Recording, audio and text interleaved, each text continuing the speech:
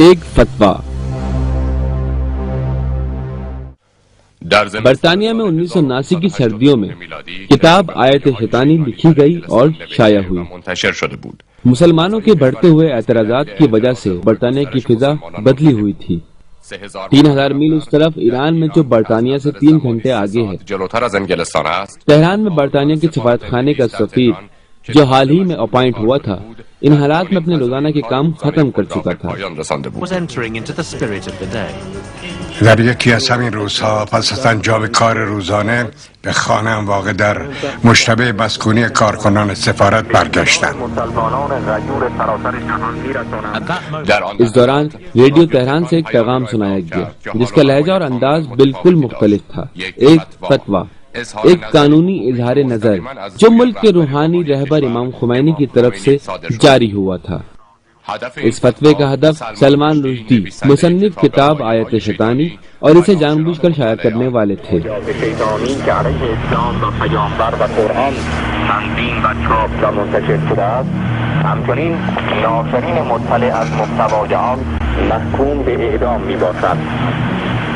من فوراً یک نوار از آن فتوا تهیه کردم و به لندن فرستادم و ضمن تماس با مسئولان وزارت امور خارجه گفتم باید نوار را به دقت بررسی کنید. این یک فتوا مهمه، انگار به دردسر افتادیم. به اطلاع مسلمانان غیور سراسر इंग्लैंड में बीबीसी के control room, जो लंदन के करीब वाक़ है, ने ये पैगाम वसूल किया और खबर के शोबे को भेज दिया। اون پیام به عنوان یک خبر داغ به دست ما رسید. بعد یکی از کارمندان واحد خبر گفت هان یه خبر جالب از تهران رسیده. ما این خبر بلافاصله به اطلاع رشدی رسوندیم و بهش گفتیم که به مرگ محکوم شده. این خبر بلافاصله به سراسر دنیا مخابره شد. من بعد از پخش خبر با اون تماس گرفتم و پرسیدم که آیا این فتوا رو واقعا جدی میگیره؟ فکر میکنم حتما باید چنین تهدیدی رو خیلی جدی تلقی کنیم. चंद ही घंटों के दौरान सलमान रुश्दी अपनी रहायशगाह से गायब हो गया, नामालूम और खुफिया जगह पर ले जाया गया और 24 घंटों के अंदर बरतानिया के खुफिया एहलकार मुहाफिजों ने इसे घेरे में ले लिया। ऐसी जिंदगी के फिर कई साल इसमें रहा। ये किताब कौन से खुफिया मकासद के तहत लिखी गई कि इतना बड़ा बहरान वजूद में लाई। दसियों इंग्लैंड के खुफिया हिफाजती मामूर सलमान रुश्दी के पीछे लग गए। एक नई मुहिम जो आयत शैतानी किताब की वजह से शुरू हुई, जिसका नाम शैतानी साजिश। امام توجه کرده بودن که این کتاب نویسی و نشرش یه مسئله ساده نیست. این آغاز یک اسلام ستیزی است که غرب علیه اسلام و جهان اسلام می‌خواد راه بندازه. فتوای امام ناظر به این واقعیت بود. خیلی چیزا راجبش فهم نشده.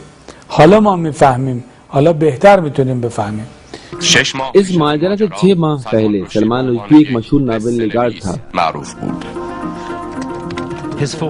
इसकी कहानियों की चौथी किताब दूसरी मर्तबा छपने को गई थी। वो शोहरत हासिल करने के लिए कुछ भी करने को तैयार था। रुश्दी शोहरत, दौलत, ज़ाहिरी इज्जत और एक अमरीकी बीवी पालने के बाद यूं दिखाई देता था जैसे हर चीज उसके पास है। چیزی که در زندگی اون اتفاق افتاد به راستی نابود کننده بود. او به ظاهر از همه مواهب زندگی برخوردار بود. شور و شوق عجیبی به فعالیت‌های غیر متعارف داشت. دور و برش همیشه یه عده دختر پرسه می‌زدن و همه به او ابراز علاقه می‌کردند. यकीनन उसकी पहली तसानीफ के भी काफी मुखालिफिन मौजूद थे। जैसे भारत के साबिक वजीर आजम इंदिरा गांधी ने उसकी किताब आधी रात के बच्चे छपने पर बाकायदा इसके खिलाफ अदालत में केस किया। पाकिस्तान के सदर ने किताब शर्मसारी की इशाअत को पाकिस्तानी कौम की तौहीन करार दिया। ما اونو جزو نویسندگانی میدونستیم که به روشنفکران توده‌ای معروف شدن. रुश्दी का इसके बाद वाला नॉवेल यानी आयत शैतानी शोहरत तलबी का सबसे अहम काम शुमार किया जाता है। ये किताब इंतहाई पेचीदा है जो इसकी तसनीफी सलाहियतों से ज्यादा है। ईमान और एतकाद को हासिल देने के लिए लिखी गई जो 527 सफ़े पर मुश्तमिल है, ये किताब शाया की गई। इस किताब को लिखने के दौरान रुश्दी के घर मशकूक अफराद की रफ्त आमद का सिलसिला जारी रहा। वर्किंग पेंगुइन पब्लिकेशन ने इस किताब की तहरीर और इशाअत के हुकूक अपने नाम करने के लिए $8,50,000 अदा किए। اون برای نوشتن این کتاب به مکان خارق‌العاده‌ای مثل لندن احتیاج داشت، شهری که همه جور اتفاقی در آن روی میده. در زمانی که این کتاب نوشته شد ما واقعا دوران سختی رو میگذروندیم. सलमान रुश्दी का ये नावल वजीर आजम लेडी थेचर के जमाने में लिखा गया। वो इसे टॉर्चर कहता था, जिसका तर्जुमा है शिकंजा। वो पुलिस के बारे में बताता था जो किताब लिखने के जमाने में मुसलसल इसकी हिफाजत करती थी। خود سلمان رشدی کسی نیست، چیزی نیست، یک آدم حتی که بی‌هویتی است، خود فروخته به انگلیسی‌ها، یادگار دوران استعمار هند توسط انگلیسی‌ها. रुश्दी बम्बई में 1947 में एक लिबरल मुसलमान घराने में पैदा हुआ। در بمبئی متولد شد. من از همون کودکی و در واقع از ابتدای سنین نوجوانی اعتقادات مذهبی خودم از دست دادم و هیچ وقت آدم مذهبی نبودم. این شرایط هرگز تغییر نکرد. فکر می‌کنم آموزش دینی سلمان محدود می‌شد به سالی یک بار که خانواده ما رو با خودشون به مسجد می‌بردن تا نماز بخونیم و وقتی اون می‌پرسید که چه کار باید بکنیم به اون می‌گفتن وقتی همه نشستن تو هم بشین و وقتی بلند شدن تو هم بلند شو. ये पहली बार नहीं कि किसी लिखने वाले की तरफ से इस्लाम की इलाही माहियत को जेर सवाल ले जाया गया हो, लेकिन किसी ने इस हद तक इस कदर गुस्ताखी न की थी कि इलादा खुराफात और शैतानी इत्तहामात को दीन इस्लाम के साथ निस्बत दी हो। دشمنی دولت انگلیس با اسلام یک دشمنی بسیار ریشه‌دار و عمیق است، یک دشمنی بسیار کور هست. البته انگلیسی ها در جای دیگه هم که رفتن مثل در خود آمریکا یا در استرالیا در کانادا که رفتن، ظلم‌هایی که به مردم بومی اونجا کردن اونها هم لیستش خیلی بالاست.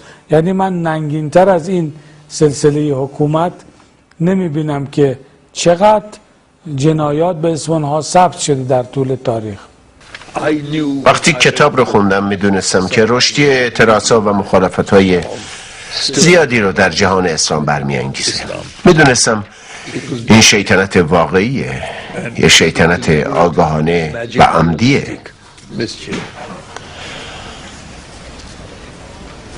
بعد از خواندن کتاب سلمان رشدی گفتم بعد از انتشار این کتاب مجبور میشی به جای سفارش دهنده های اصلی کتاب از این استودیوی تلویزیونی به استودیوی دیگری بری و در مقابل روحانیون اسلام قرار میگیری. इस वाकये की खबर भारत में इसकी जाए पैदाइश तक पहुंची।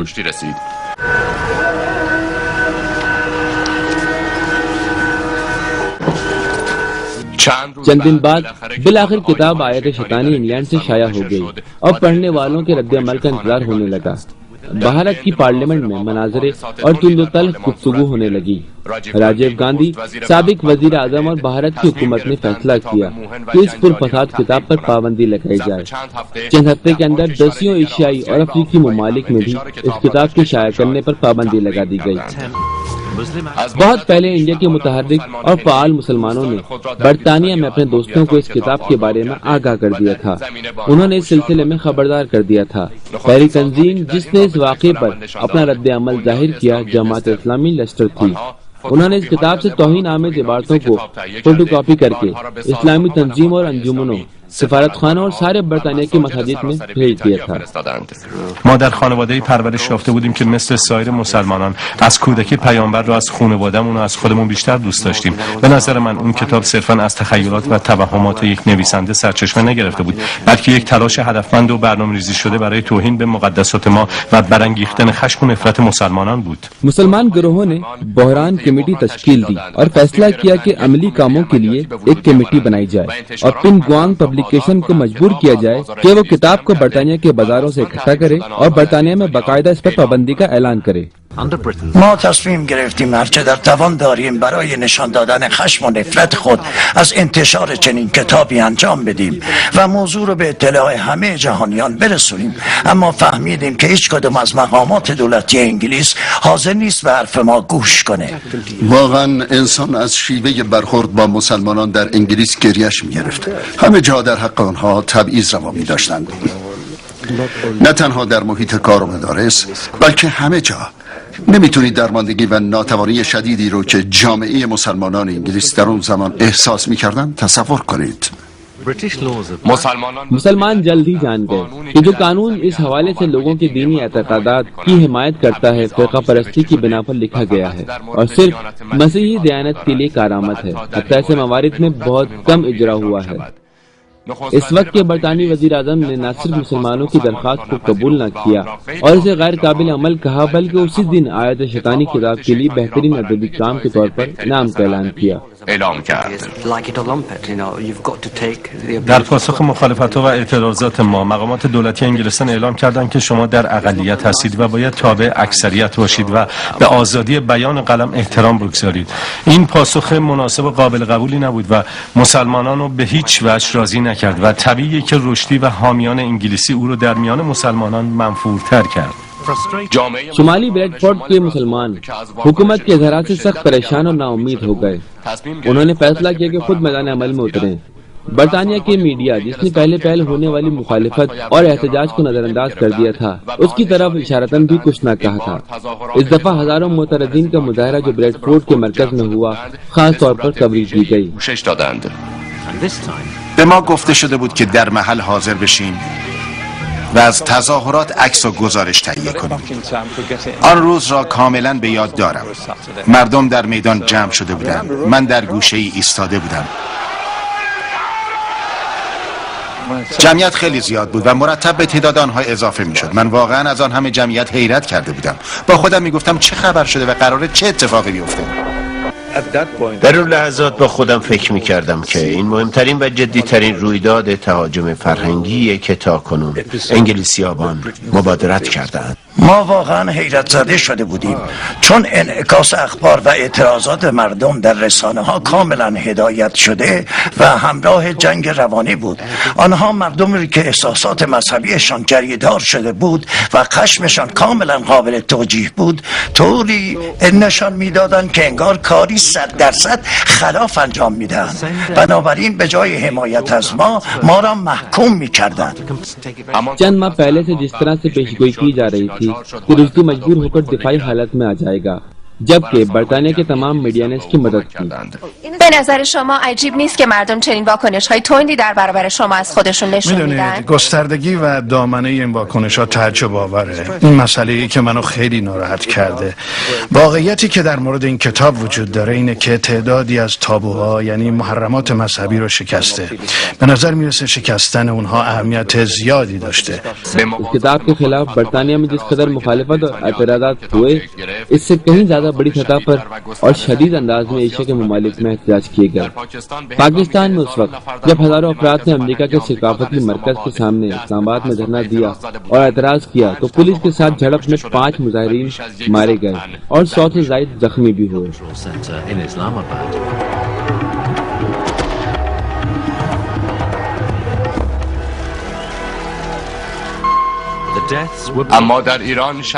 लेकिन ईरान में सूरत हाल मुख्तलिफ थी।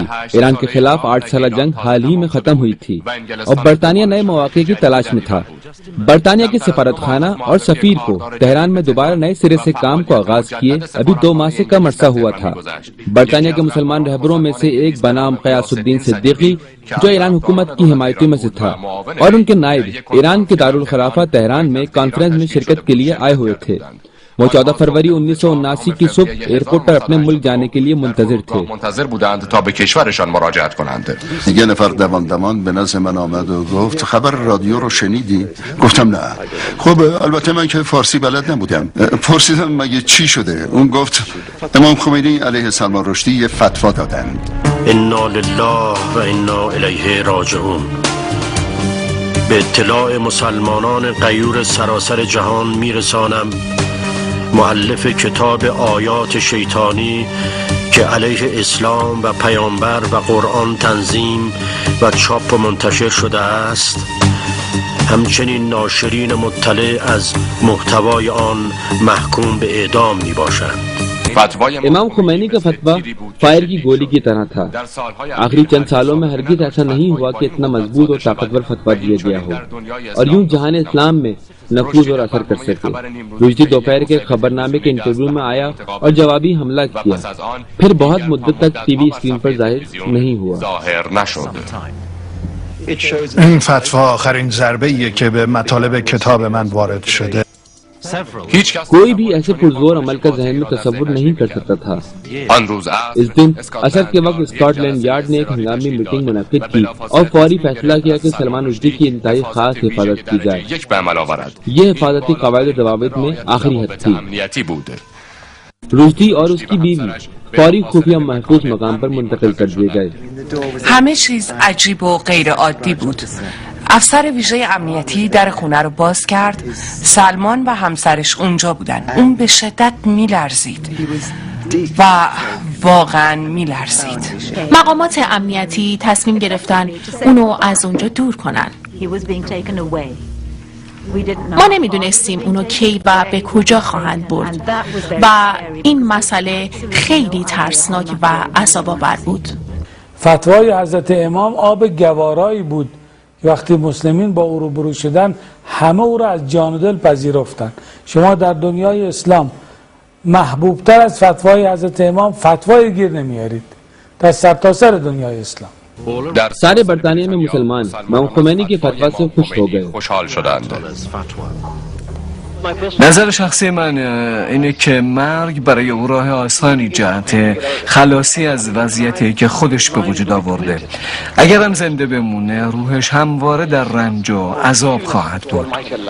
امام خمینی ظرف یه شب برای من تبدیل به یه قهرمان شد. او مردی بزرگ بود، مثل شاهان زندگی نمی‌کرد. در قصرهای با شکوه اقامت نداشت، بلکه زندگی بسیار ساده و محقرانه‌ای داشت. اما در ایران یک رهبر و یک فوق رهبر بود و اکنون برای حفظ حرمت پیامبر عظیم الشأن ما حضرت محمد به پا خواسته بود. او محبوب میلیون ها مسلمان در سراسر جهان و از جمله محبوب قلب من بود. कई दिन तक मीडिया के सकूत के बाद बिलाखिर इमाम खुमैनी के फतवा ने हर चीज को तोड़ दिया और बरतानिया के तमाम मीडिया ने मजबूर होकर इस वाक़े को नकल किया और इसकी खबर देने लगे و به پخش این خبر پرداختند. ما مسلمان واقعی هستیم. شما هم اگر مسیح واقعی باشید همون کاری را میکنید که ما مسلمانان واقعی قصد داریم انجام بدهیم. اگر من با هر کدام از دوستان فرصتش را به دست بیاوریم حتما و قطعا همان کاری را خواهیم کرد که آیت الله خمینی گفتند. ما فکر میکنیم تا وقتی نمیره دست از سرش بر نمیداریم. من تا به حال با کسی برخورد نکردم که با این فتوا مخالف باشه. چه کسی میتونه مخالف باشه؟ مذاهب مختلف اسلامی همه در اصل فتوا پشت سر حضرت امام قرار گرفتن.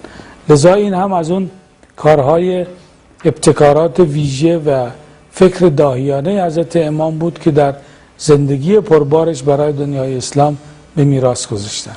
اگه کسی از اون فتوا پشتیبانی نکنه معلوم میشه که اعتقادات محکمی نداره و ایمانش سست و بی‌پایه و اساسه. बहुत से मुसलमान इमाम खुमैनी को मगरिब के मुकाबले में एक बड़े मुदाफ़े इस्लाम की नज़र से देखते हैं। बरतानिया की सिफारत के डिप्लोमेट को इतला दी गई कि खबर है कि किसी दिन कुछ मुजाहिरीन के मारे जाने के खिलाफ दुनिया के बाद हिस्सों में अमूमी शोक का ऐलान किया जाए। دیروز وزیر امور خارجه به ما اطلاع داد که قرار تعدادی از تظاهر کنندگان در برابر سفارت تجمع کنند. ناگهان سر صدای زیادی شنیدیم که مرتب بلند و بلندتر میشد. مثل این بود که 10,000 نفر با هم راهپیمایی کنند. همه آنها با حالتی خشمگین و تهاجمی یک شعار واحد میدادند. BBC روی خط آمد پرسید آنجا چه خبره؟ حال شما خوبه؟ اینجا یه تظاهرات پر سر و صدا در حال انجامه و تظاهر کننده ها آشغال به داخل سفارت انگلیس پرتاب میکنن. یعنی حضرت امام اینا رو مات کرد در اون صحنه‌ای که اینا وارد شده بودن. اصلا گیج شدن. دولت انگلیس پیش بینی نمی‌کرد امام با اینا همچه برخوردی کنه. ایشون بنا به فرمایش علی بن ابی طالب علیه السلام چشم فتنه را در آوردن. امام فرمودن در مورد خوارج، فرمودن که چشم فتنه رو من در آوردن که جز من کس دیگری نمیتوانست چنین کاری بکنه. چشم فتنه رو در آوردن با کاری که کردن، با صراحتی که به خرج دادن.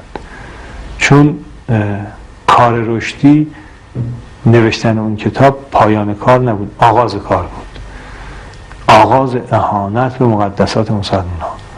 बरतानिया की वजारत उमूर खारजा परेशान थी कि ईरान के साथ जो डिप्लोमेटिक रवाबित अभी बहाल हुए थे कहीं इस बहरान का शिकार न हो जाएं। लिहाजा वो कोशिश कर रहे थे कि वाकये को कम रंग और कम अहमियत दिखाई दे।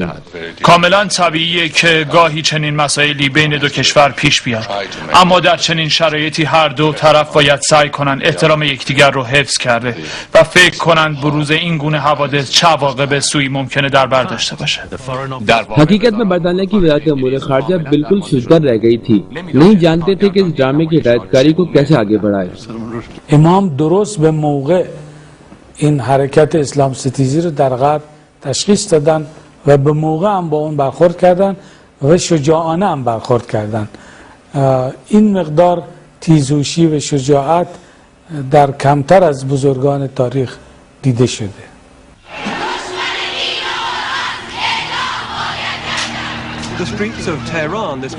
इमाम खुमैनी की फतवा के बाद आज सुबह तेहरान की सड़कें गम और गुस्से से भरे लोगों से पुर हैं।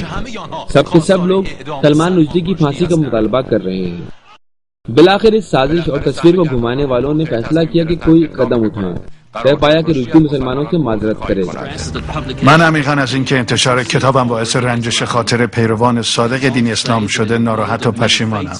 वो अपने खत की इब्तिदा में यूं लिखता है, हम ऐसी दुनिया में जी रहे हैं जिसमें मुख्तलिफ दीन और अकीदे मौजूद हैं। ये तजुर्बा हमें खबरदार करता है कि सब यकीनन दूसरों के तकद्दुसात से आगाह हो खबरदार रहें। उस दिन की अगली सुबह इमाम खुमैनी ने इस मुनफिल अमल की निस्बत इज़हार नजर किया। इमाम खुमैनी ने कहा कि अगर सलमान रुश्दी का पछतावा इसे तारीख का नेक तरीन शख्स भी बना दे, फिर भी मुसलमानों को चाहिए कि इसे जहन्नुम में भेजने के लिए अपने तमाम इख्तियारी वसाइल से इस्तेफादा करें। یه چنین جسارتی نیاز به توبه ندارد و توبه هم تأثیر ندارد. امام فرمودن که این مرتد قتلش واجبه و حتی توبهش هم پذیرفته نیست.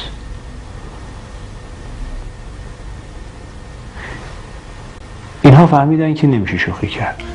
चंद दिन के अंदर यूरोप ने अपने तमाम सफीर तेहरान से बुला लिए। बरतानवी भी इसके बावजूद कि कई प्रोग्राम बनाए बैठे थे मजबूर हो गए कि तेहरान से अपने डिप्लोमेट को वापस बुला लें, लेकिन ऐलान किया कि उम्मीद रखते हैं कि यह इक़दाम आर्जी होगा। चंद हफ्ते बाद मैक्रोन और इसके साथी नाउम्मीद होकर अपने मुल्क को राही हो गए। وقتی به ایران آمدم انتظار چنین چیزی رو نداشتم. الان هم واقعا منتظر زمانی هستم که دوباره به ایران برگردم و کارهای نیمه کاری که داشتم در اینجا انجام بدم. من معتقدم که ما به راستی می توانستیم کارهای بسیار مهمی انجام بدیم. انگلیسی‌ها منفعلانه شروع کردن غربی‌ها رو وادار کنن که سفراشون از ایران فراخوان بذارن و بعد دونه دونه با خفت خودشون برگشتن. 5 दिन बाद ईरान ने रस्मी तौर पर बरतानिया से अपने डिप्लोमेटिक रवाबित को तोड़ दिया। 1 महीने की खुफिया जिंदगी के बाद सलमान रुश्दी ने 57 मरतबा अपनी रहायशगाह तब्दील की। वो एक रात से ज्यादा एक मकान में नहीं रहता था। او از ترس به مرز جنون رسیده بود. شب و روز اون تحت نظر بود. هر وقت قرار بود یه جایی بره 15 محافظ در 4 اتومبیل اونو همراهی میکردن که بیشترشون هم مسلح بودن. کاملا آشکار شده که نباید انتظار بهتر شدن اوضاع رو در کوتاه مدت داشته باشم. من دیگه در هتل زندگی نمی کنم، بلکه به این مکان بی‌نام و نشان آورده شدم. دور و برم و همه جا افراد مسلح احاطه کردن. درست در کنار من یک نگهبان نشسته که به شدت میترسه، گویی هر لحظه در انتظار یک تهاجم اساسیه. من باید خیلی روشن اینو به شما بگم که اون هیچ نقشی در به وجود اومدن شرایط بحرانی نداشت. آنچه پیش اومد کاملا غیر قابل پیش بینی بود. واقعا در پشت نگرش این کتاب برنامه‌ریزی و در واقع دسیسه سیاسی بود و سلمان در این بازی گرفتار شد. वाली ग्रांड हुकूमत बरतानिया की तरफ से मुकर्रर था कि बहुत खुफिया तौर पर रात के खाने की दावत करके इसके ज़हनी ताजगी और खुशी का सम्मान करे. حتی مهمانی‌های شام هم اونو خوشحال نمی‌کرد. واقعا در شرایط روحی بسیار بدی بود و می‌ترسید. نگران بود، گیج و کلافه شده بود و نمیدونست دوست و دشمن کیه. پول گزافی صرف اون مهمانی‌های شام میشد. در تمام لحظات روز و شب پلیس ویژه امنیتی انگلستان اطراف اتاق اونو احاطه کرده بود. انواع کمک‌ها رو به سلمان رشدی کردن که جیغ خود مردم انگلیس رو بالا آورده. حتی کسانی که مأمور حفاظت از او بودن اخیراً در مصاحبه گفتن ما آدمی از این دون پایه‌تر و سخیفتر گیر نیاوردیم. حفاظت از او برای ما بسیار جانکاهه. بدون تردید صدور فتوای امام خمینی علیه نویسنده و ناشران کتاب آیه های شیطانی به مثابه یک کاتالیزور یا در واقع یک نیروی محرک عمل کرد و باعث شد مسلمانان انگلیس نسبت به اصالت هویت اسلامی خودشون اطمینان و اعتماد بیشتری پیدا کنند. پیش از اون مسلمانان بر اساس گروه‌های نژادی و قومی مثل هندی‌ها، پاکستانی‌ها، ایرانی‌ها، مسلمانان شمال آفریقا طبقه بندی می‌شدند. اما این فتوایی که علیه کتاب آیه های شیطانی صادر شد باعث شد همه مسلمانان با هم در اعتراضات خیابانی شرکت کنند. خشمی که بر مسلمانان مسلولی شد بر تفاوت‌های قومی و نژادی که میان آنها وجود داشت چیره شد و همه ناگهان تحت لوای اسلام با هم وحدت حاصل کردند. همه آنها مسلمان بودند و هویت مشترکی داشتند. همه دست در دست هم نهادند و یک جنبش واحد رو به وجود آوردند. این فتوا به ما مسلمان ها هویت بخشید. یعنی توی غربی که به مقدسترین اعتقادات ما اهانت میکنن، برخاستن یک مردی که دفاع بکنه از اعتقادات 1 میلیارد مسلمان به ما شخصیتی داد कि ما الان با جرأت میتونیم بگیم مسلمانی. सैकड़ों मुसलमानों ने लंदन में बहुत बड़ा जुलूस निकाला ताकि आयत शैतानी की कुफ्र आमेज तवील फहरिस्त को बर्बाद कर दें. این گرد همایی در واقع نقطه اوج اعتراضات مردمی بود. همه تلاش می‌کردند تا در این تظاهرات عظیم شرکت کنند و احساسات خود را نسبت به اهانتی که به مقدساتشون شده بود نشان بدن. लेकिन ये अजीम अवामी मुजाहिरा पुलिस की मदाखलत से बदनज़मी का शिकार हो गया. बरतानवी पुलिस का मुजाहिरीन पर वहशियाना हमला आयरलैंड के लोगों पर हमले से मुशाबे नजर था. मुजाहिरीन जब वेस्ट मिनिस्टर पहुंचे तो पुलिस ने मुसलमानों पर वहशियाना हमला कर दिया.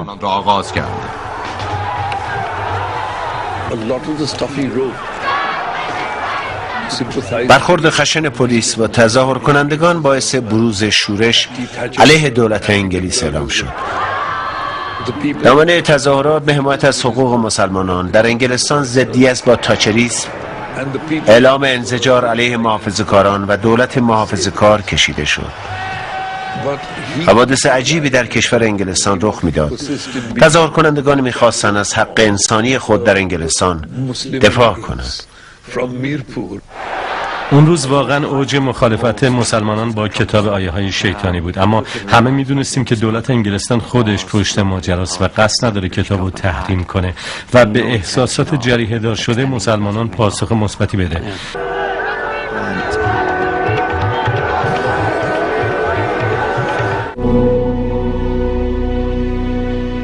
फतवे का 110वां दिन। तारीख ने आज तक इतनी बड़ी तादाद में गम में डूबे अज़ादारों का इज्तिमा न देखा होगा। ईरान के अज़ादार अवाम बाहम यकजान इस मर्द के तशी जनाजे के मरासिम में शिरकत कर रहे थे जिसे वो अपना बाप कहते थे. وقتی امام به رحمت خدا رفت در لندن یه تظاهرات چند کیلومتری نمایشی صورت گرفت برای تشییع جنازه سمبولیک که یک صف چند کیلومتری بود و توی این صف همه جور آدم بود. از حدود 85 نفر سوال کردم که شما چرا تو این تشییع جنازه نمادین شرکت کرد؟ به خاطر فتوای امام علیه سلمان رشدی.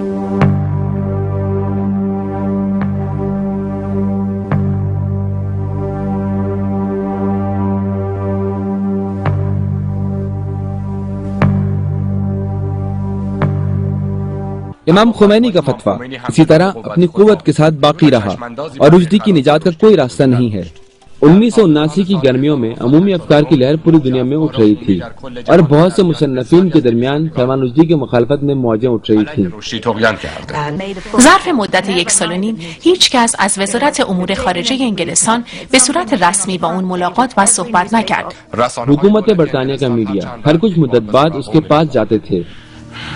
خب سخته، خیلی سخته که در تلویزیون درباره این درد و رنج حرف بزنم چون ممکنه نوعی گله گذاری به نظر برسه، اما راه دیگه ای ندارم.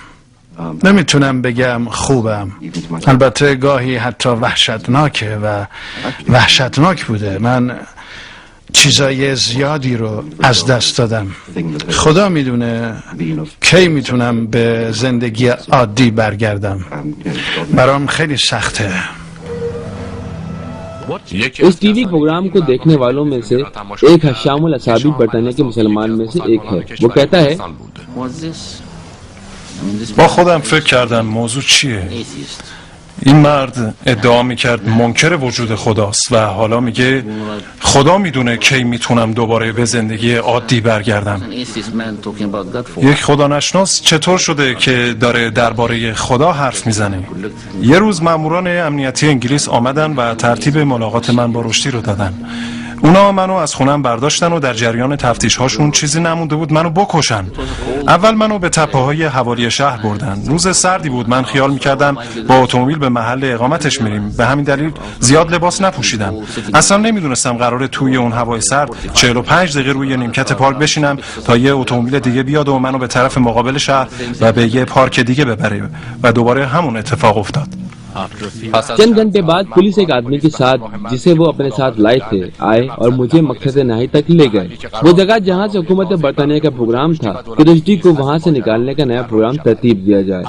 अल-असाबी कैंपेन बनाया गया रुश्दी के इस्लाम की तरफ पलटने वाले प्रोग्राम का। उसने मुबारक मिस्र के सदर और मिस्र की हुकूमत के 6 उलमा ने इस प्रोग्राम की हिमायत की। इन जिम्मेदार उलमा को दावत दी गई जिनकी एक पुलिस चौकी में सख्त हिफाजत की जा रही थी ताकि वो सलमान रुश्दी से मुलाकात करें। ये मुलाकात 1990 की शब किरमिस को हुई। الو، من سلمان هستم. سلام سلمان، ما همین الان شروع کردیم، به موقع زنگ زدیم. رشدی پشت خطه. من میخواستم بگم جامعه مسلمانان به قلب من بسیار نزدیکه. من مایلم باز هم به اون نزدیکتر بشم. این مسئله برای من باعث نهایت خوشحالی و شادمانیه. लेकिन ये प्लानिंग इस कदर बेवकूफाना बनाई गई थी कि हत्ता इसके दोस्तों और घर के अफराद ने भी यकीन न किया। یه خبرنگار به من تلفن زد و گفت پس سرانجام آقای رشدی دوباره به اسلام روی آورد. من گفتم چی؟ چرا مزخرف میگین؟ بلافاصله به سلمان تلفن کردم و اون گفت بله درسته، دوباره مسلمان شدم. از ناراحت کننده گذشته بود، برخورد اون نابود کننده بود. پس شما رسما یک مسلمان هستید؟ بله، به این ترتیب من رسما یک مسلمان هستم. اولین کاری که کردم این بود که به اون تلفن بزنم و بگم این خبر لعنتی چیه؟ پرسیدم دروغه؟ شایعه است؟ اون گفت نه. به نظر من واقعا احمقانه بود. من به شدت خشمگین و عصبی شده بودم و نمیدونستم چه خبر شده و میدونید با این حال مجبور بودیم بازم از اون دفاع کنیم. مجبور بودیم. रुश्दी का दोबारा इस्लाम कबूल करने का खेल ईरान के नए रहबर आयतुल्लाह उल-उज़्मा सैयद अली खामनाई की तरफ से कबूल ना किया गया और उन्होंने फौरन फतवे की तायद कर दी। حکم اعدام سلمان رشدی چون متکی به آیات الهی است مثل آیات الهی مستحکم و غیر قابل خدشه است.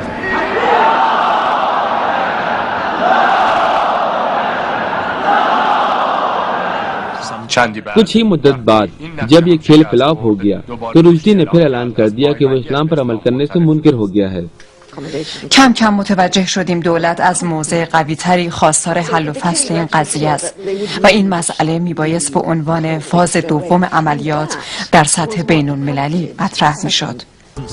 जिस रुश्दी से बरतानिया की खुफिया एजेंसी के इदारे एक लहजा इससे अलहदा नहीं होते थे, अब कभी कभी अपनी मख्फी गाह से बाहर आता और हुकूमत बरतानिया के इदारों में अपनी मुश्किल के हल के लिए मुज़ाकरात करने जाता है। अब सलमान रुश्दी उमर खारजा के आला हुक्काम से अपने मसले के बारे में बातचीत करने जाता है। الان فرصت مناسبیه که اروپا رو برای مشارکت در این قضیه بسیج کنیم. همه اونا میگن دیگه دولت باید سکوتو بشکنه، باید وزیر خارجه انگلستان سر و صدا راه بیاندازه و از اروپا هم بخواد که همراهی کنه. اجازه بدین من به این پرسش پاسخ بدم. همه کسانی که به نحوی از آنها از نزدیک با چگونگی روابط جامعه اروپا با ایران آشنا هستند میدونن که انگلستان در واقع به صورت یک سد و مانعی برای برقراری روابط گسترده دیپلماتیک بین بروکسل و تهران در آمده و سیاستمداران اروپایی هم همه میدونن که ما مانع بهبود این روابط هستیم. میدونم اینو قبلا هم بهم گفتی. باشه، میخواهم برای چندمین بار تکرار کنم تا بیشتر به اون هدفمون برسیم. درسته که دولت در این زمینه تاکنون نقش آشکاری ایفا نکرده، اما باید این نکته هم در نظر داشت که اگر هم میکرد کم و بیش بیفایده بود، چون تهران و ملت‌های مسلمان از شدت تهدیدهایشان در این زمینه چیزی کم نکردن و شرایط همچنان بحرانی و روابط تیره و تاره. سلام. بله، باید بگم که ملاقات بسیار مفید و سازنده‌ای بود.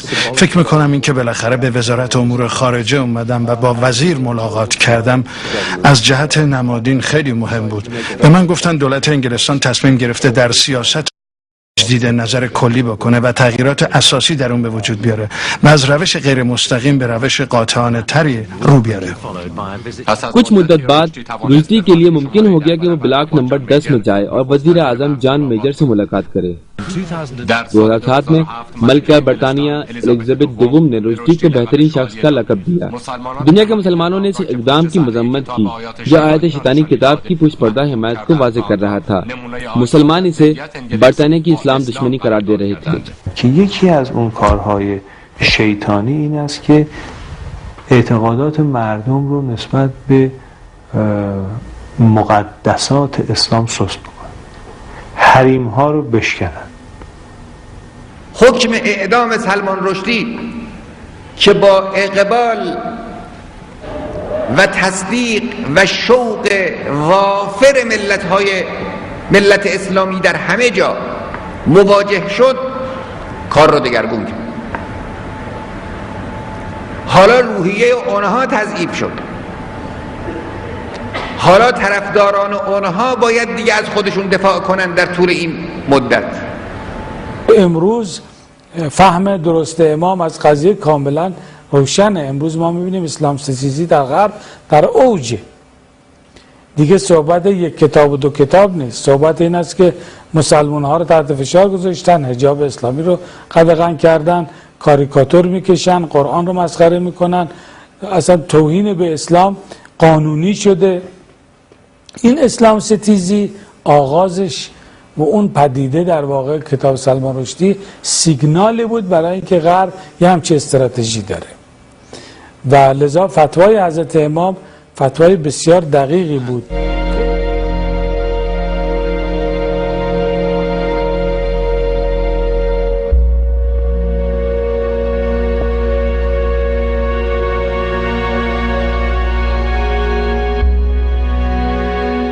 इसमें शक नहीं कि सलमान रुश्दी की किताब शैतानी आयात एक बहुत बड़ी जसारत थी। ये मुसलमानों के मुकद्दसात की तौहीन की तरफ एक मरहलावार सिलसिले की शक्ल भी इख्तियार कर सकती थी अगर इमाम खुमैनी बर वक्त फतवा न देते। इस फतवा ने न सिर्फ सलमान रुश्दी को रूपोश और इंतहाई महदूद जिंदगी गुजारने पर मजबूर कर दिया, बल्कि इससे मुमकिना तौर पर मुतासिर होने वाले राइटर्स और अदीबों के इरादों को भी काफी हद तक कमजोर कर दिया। यूं इस जमीन में शैतानी कुव्वतें काफी अरसे तक कुछ खास पेशरफ्त न कर सकी।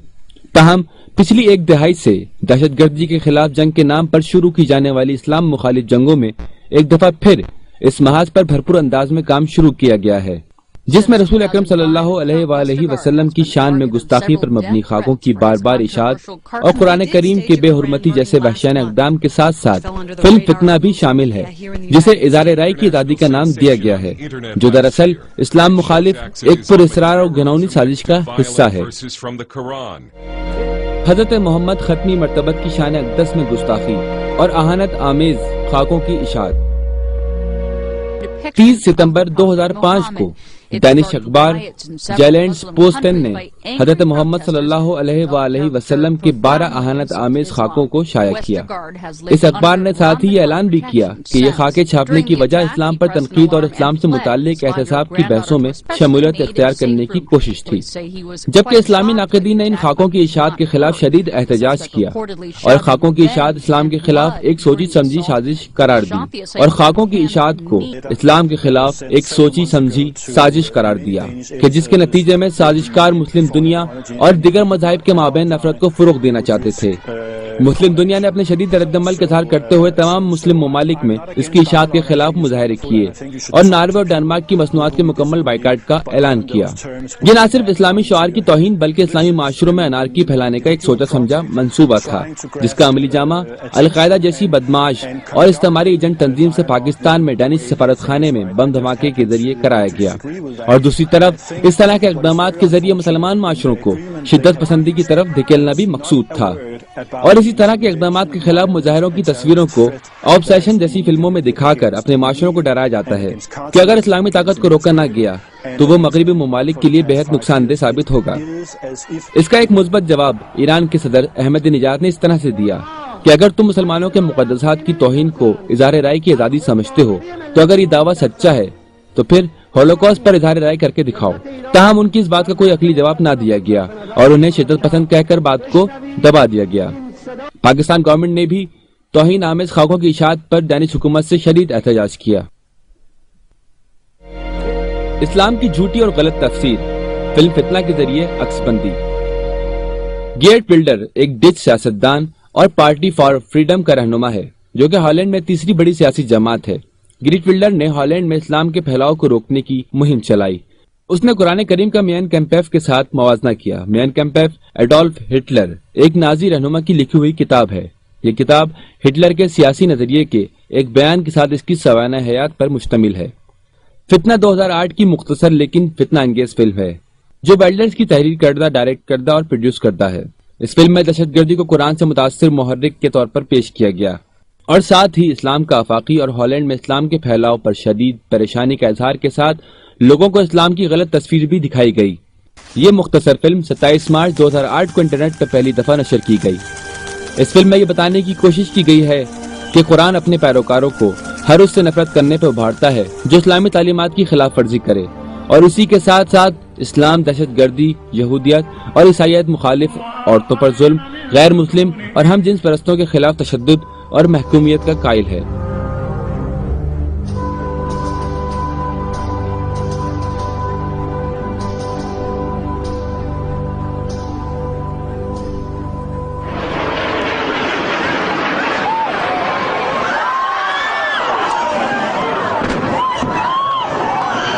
और इसीलिए इस्लाम का आज के दौर में एक आफाकी दिन बनते जाना हमारे लिए सबसे बड़ा खतरा है।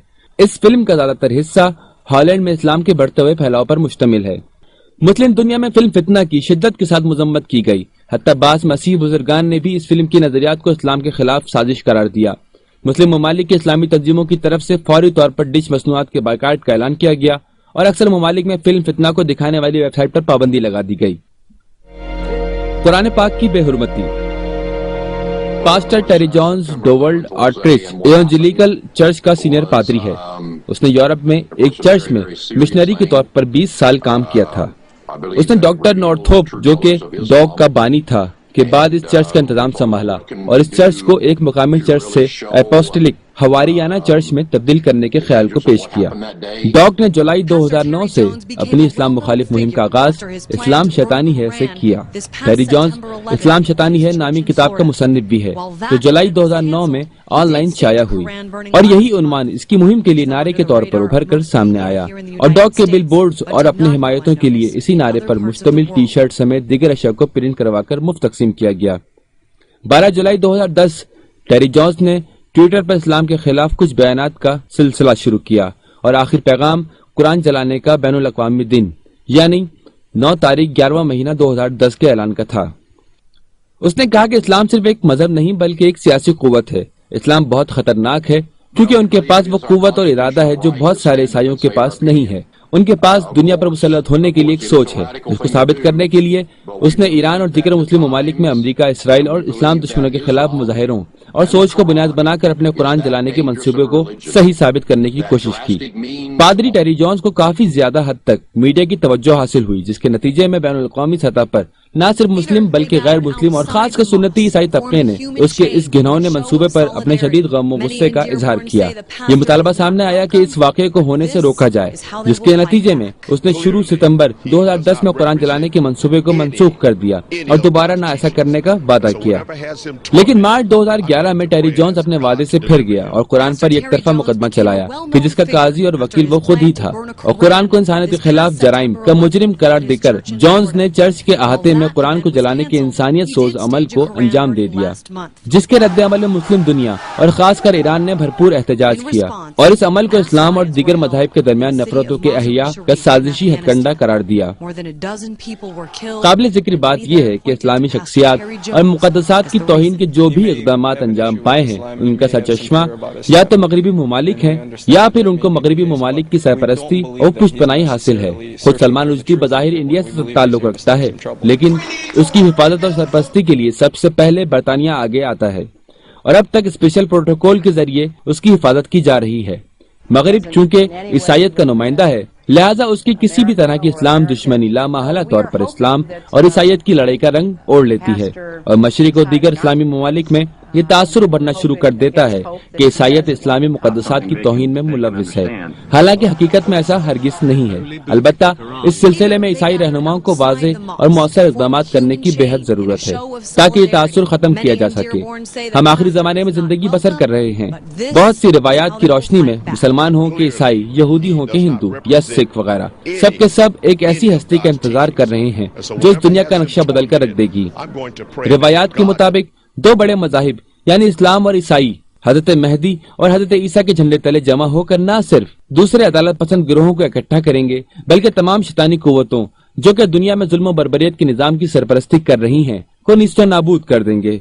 और इसी मुस्तकबिल के इत्तेहाद को पारा पारा करने के लिए शैतानी ताकतें ऐसे ऐसे हथकंडे बुरुए कार लाती हैं कि इंसानियत को शर्म आती है। इस निजाम के गुमाश्ते ईसाइयत के रूप में इस तरह की कभी हरकत अंजाम देकर बज़ाहिर मुसलमानों और ईसाइयों के दरमियान मुस्तकबिल में होने वाले इत्तेहाद को खत्म या कम अज कम कमजोर जरूर करना चाहते हैं। बज़ाहिर जहां इन साजिशों के नतीजे में पूरी दुनिया में अनारकी फैल रही है, वहीं पर खुशाइन बात यह है कि अदालत पसंद इस्लामी व गैर इस्लामी गिरोहों के इत्तेहाद और यगानगत ने इंसानी शऊर में इजाफा किया है। दूसरी तरफ मीडिया की तरक्की ने कि जिसको शैतानी कुव्वतें सिर्फ अपने इस्तेमाल में रखना चाहती हैं, कुछ शौरी कोशिशों को दवाम बख्शा है, जिसकी बदौलत शैतानी सकाफत के मुकाबले इंसानी व इलाही सकाफत ने काफी हद तक जोर पकड़ना शुरू कर दिया है, जो कि पुरअमन, इंसाफ पसंद और आदिल माशरे के क़याम की वाज़ेह निशानी है।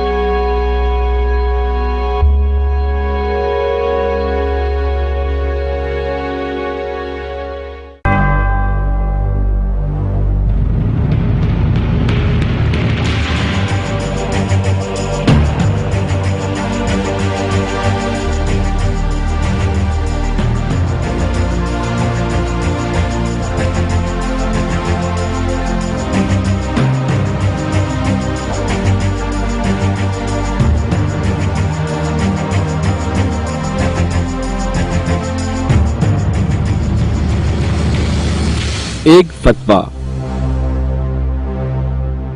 के जमाने में मुसलसल इसकी हिफाजत करती थी। خود سلمان رشدی کسی نیست، چیزی نیست. یک آدم حتی که بی‌هویتی است، خود فروخته به انگلیسی‌ها. یادگار دوران استعمار هند توسط انگلیسی‌ها. रुश्दी बम्बई में 1947 में एक लिबरल मुसलमान घराने में पैदा हुआ। من از همون کودکی و در واقع از ابتدای سنین نوجوانی اعتقادات مذهبی خودم از دست دادم و هیچ وقت آدم مذهبی نبودم. این شرایط هرگز تغییر نکرد. فکر می‌کنم آموزش دینی سلمان محدود می‌شد به سالی یک بار که خانواده ما رو با خودشون به مسجد می‌بردن تا نماز بخونیم و وقتی اون می‌پرسید که چه کار باید بکنیم به اون می‌گفتن وقتی همه نشستن تو هم بشین و وقتی بلند شدن تو هم بلند شو. ये पहली बार नहीं कि किसी लिखने वाले की तरफ से इस्लाम की इलाही माहियत को जेर सवाल ले जाया गया हो। लेकिन किसी ने इस हद तक इस कदर गुस्ताखी न की थी कि इलादा खुराफात और शैतानी इत्तहामात को दीन इस्लाम के साथ निस्बत दी हो। دشمنی دولت انگلیس با اسلام یک دشمنی بسیار ریشه‌دار و عمیق است. یک دشمنی بسیار کور هست. البته انگلیسی ها در جای دیگه هم که رفتن مثل در خود آمریکا یا در استرالیا در जारी हुआ था। इस फतवे का हदफ सलमान रुश्दी मुसन्निफ किताब आयत शैतानी और इसे जानबूझकर शाया करने वाले थे।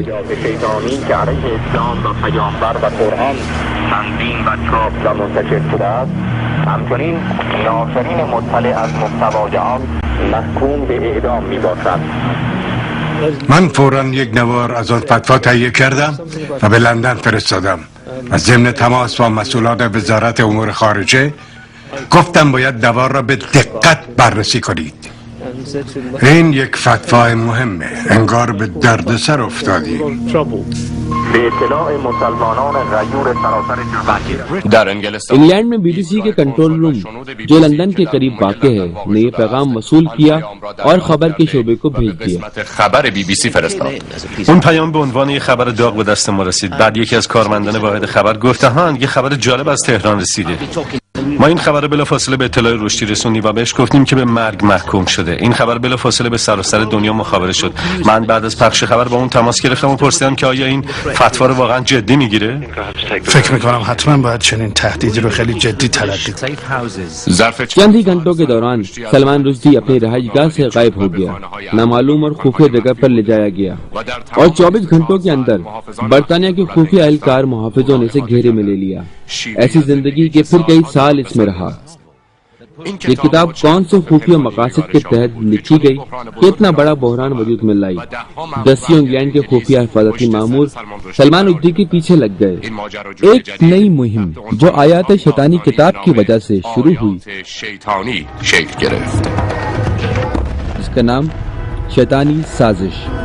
امام توجه کرده بودن که این کتاب نویسی و نشرش یه مسئله ساده نیست. این آغاز یک اسلام ستیزی است که غرب علیه اسلام و جهان اسلام می‌خواد راه بندازه. فتوای امام ناظر به این واقعیت بود. خیلی چیزا راجبش فهم نشده. حالا ما میفهمیم. حالا بهتر میتونیم بفهمیم. इस माजरा से 6 माह पहले सलमान रुश्दी एक मशहूर नावल निगार था। इसकी कहानियों की चौथी किताब दूसरी मर्तबा छपने को गई थी। वो शोहरत हासिल करने के लिए कुछ भी करने को तैयार था।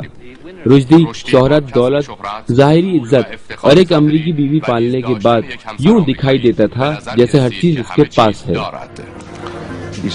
چیزی که در زندگی اون اتفاق افتاد به راستی نابود کننده بود. او به ظاهر از همه مواهب زندگی برخوردار بود. شور و شوق عجیبی به فعالیت‌های غیر متعارف داشت. دور و برش همیشه یه عده دختر پرسند می‌زدن و همه به او ابراز علاقه می‌کردند. यकीनन उसकी पहली तसानीफ के भी काफी मुखालिफिन मौजूद थे। जैसे भारत के साबिक वजीर आजम इंदिरा गांधी ने उसकी किताब आधी रात के बच्चे छपने पर बाकायदा इसके खिलाफ अदालत में केस किया। पाकिस्तान के सदर ने किताब शर्मसारी की इशाअत को पाकिस्तानी कौम की तौहीन करार दिया। ما اونو جزو نویسندگانی میدونستیم که به روشنفکران توده‌ای معروف شدن. रुश्दी का इसके बाद वाला नॉवेल यानी आयत शैतानी शोहरत तलबी का सबसे अहम काम शुमार किया जाता है। ये किताब इंतहाई पेचीदा है जो इसकी तस्नीफी सलाहियतों से ज्यादा है। ईमान और एतकाद को हासिल देने के लिए लिखी गई जो 527 सफ़े पर मुश्तमिल है, ये किताब शाया की गई। इस किताब को लिखने के दौरान रुश्दी के घर मशकूक अफराद की रफ्त आमद का सिलसिला जारी रहा। वर्किंग पेंगुइन पब्लिकेशन ने इस किताब की तहरीर और इशाअत के हुकूक अपने नाम करने के लिए $8,50,000 अदा किए। اون برای نوشتن این کتاب به مکان خارق‌العاده‌ای مثل لندن احتیاج داشت، شهری که همه جور اتفاقی در آن روی میده. در زمانی که این کتاب نوشته شد ما واقعا دوران سختی رو میگذروندیم. सलमान रुश्दी का ये नॉवेल वजीर आजम लेडी थेचर के जमाने में लिखा गया। वो इसे टॉर्चर कहता था जिसका तर्जुमा है शिकंजा। वो पुलिस के बारे में बताता था जो किताब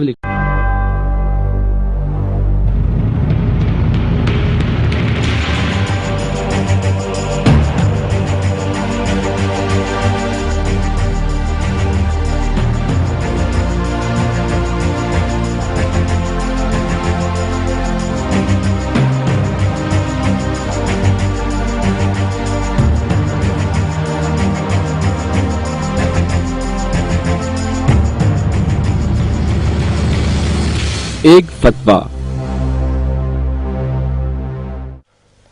बरतानिया में 1979 की सर्दियों में किताब आयत शैतानी लिखी गई और शाया हुई। मुसलमानों के बढ़ते हुए एतराजात की वजह से बरतानिया की फिजा बदली हुई थी। 3000 मील उस तरफ ईरान में जो बरतानिया से 3 घंटे आगे है, तेहरान में बरतानिया के सफारतखाने का सफीर जो हाल ही में अपॉइंट हुआ था, इन हालात में अपने रोजाना के काम खत्म कर चुका था। در یکی از همین روزها پس از انجام کار روزانه به خانه‌ام واقع در مشتبه مسکونی کارکنان سفارت برگشتم. इस दौरान रेडियो तेहरान से एक पैगाम सुनाया गया जिसका लहजा और अंदाज बिल्कुल मुख्तलिफ था। एक फतवा, एक कानूनी इजहार नजर जो मुल्क के रूहानी रहबर इमाम खुमैनी की तरफ